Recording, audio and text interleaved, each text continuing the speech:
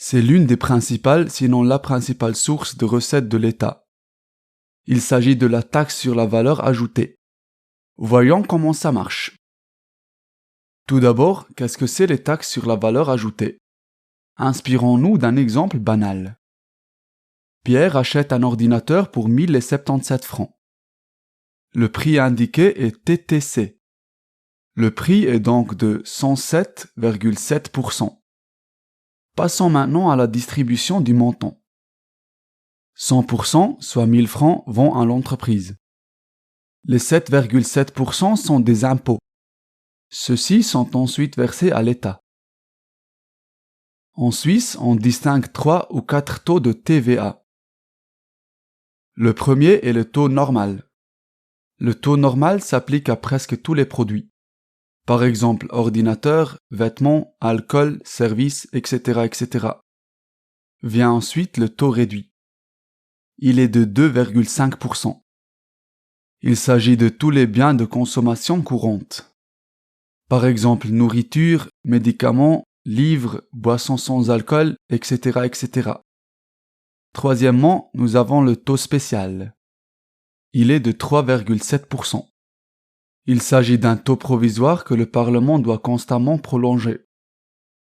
Il ne s'applique qu'aux nuitées et aux prestations directement liées. Par exemple, petit déjeuner compris. Enfin, nous avons des prestations qui sont exonérées de la TVA. Les plus importantes sont les suivantes. Santé publique, éducation et formation, etc., etc. Vous devriez ainsi savoir quels sont les taux de TVA.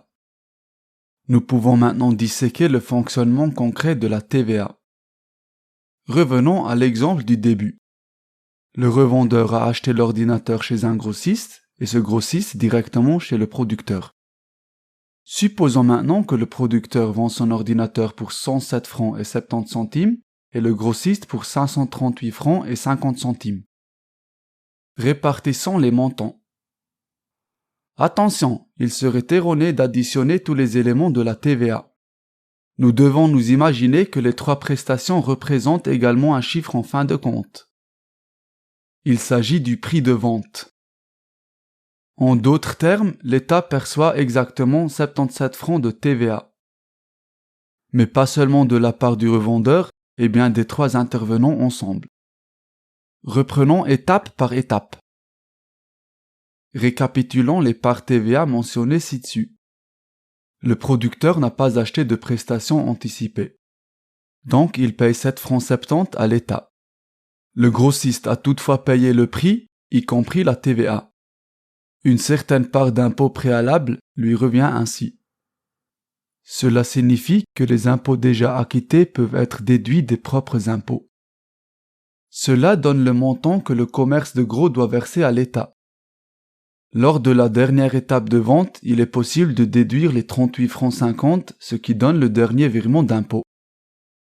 En additionnant le tout, nous arrivons en fin de compte exactement aux 77 francs. Les montants ci-dessous représentent les contributions que les différents échelons de négoce doivent verser à l'État. En d'autres termes, cela signifie que tout n'est pas transféré à partir d'un seul niveau. Mais tout est quand même payé par une seule personne, c'est-à-dire par le client. Ceci était la vidéo consacrée à la taxe sur la valeur ajoutée. Nous espérons que tu as apprécié la vidéo et que tu en as retiré un enseignement. Souhaites-tu nous faire part de ton feedback, d'astuces ou d'autres commentaires? Alors envoyez-nous un email à feedback@eduti.ch. Sinon, bien du plaisir avec les autres vidéos.